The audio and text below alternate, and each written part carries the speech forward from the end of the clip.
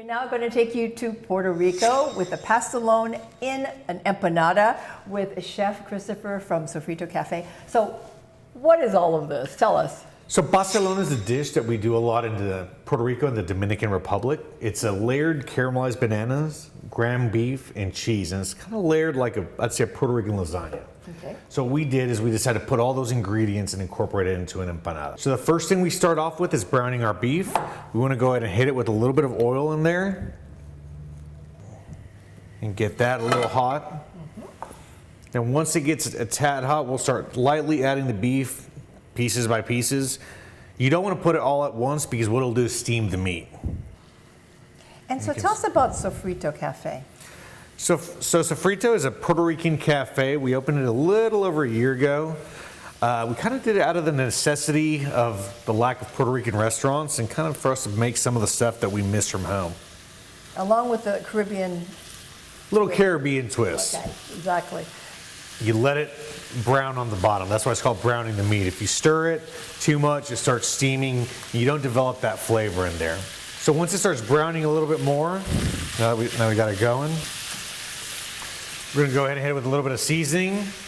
And I always say season to taste. Everybody's palate's different. Some people like it saltier. Some people can't have the salt because of blood pressure. Now we're starting to brown a little bit.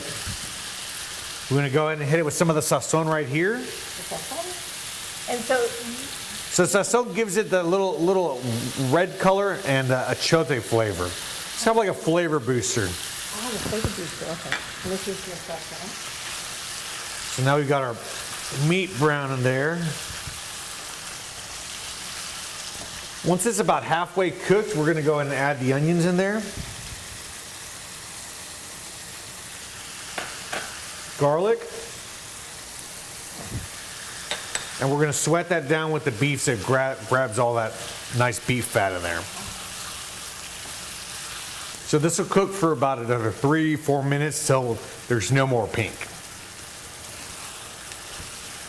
So now that this is all browned, we can go ahead and add the caramelized plantains and finish our mixture up. So once we get through all this and cook it down for about another 5 more minutes, we'll have our mixture ready and we'll put it in the fridge to cool down. So after you cool down your meat mixture, you mixed in some of the cheese in there.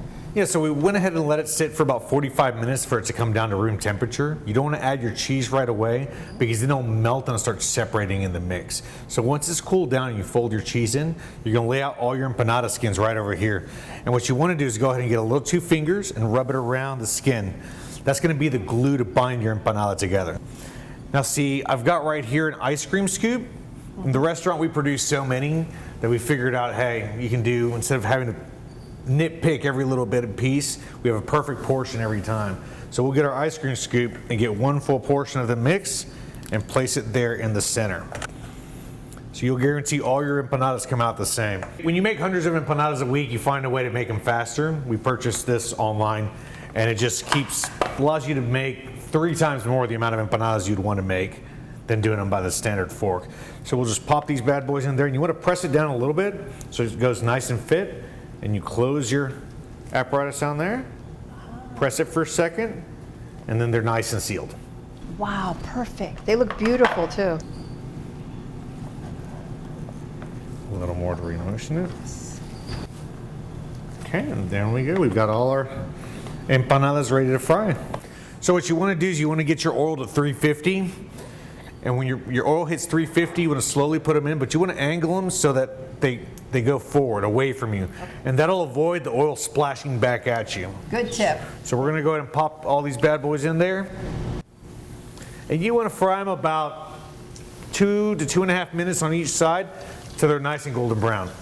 So once they're nice and golden brown, which is about 5 minutes, you want to pull them out and try to shake the excess fat. And then we'll just put them on a little bit of paper towels and let them cool down for about a minute or 2. You don't want to eat them right off the bat because you'll end up burning your mouth pretty bad. So now we're ready to enjoy with your special sofrito green sauce. Yummy. Enjoy.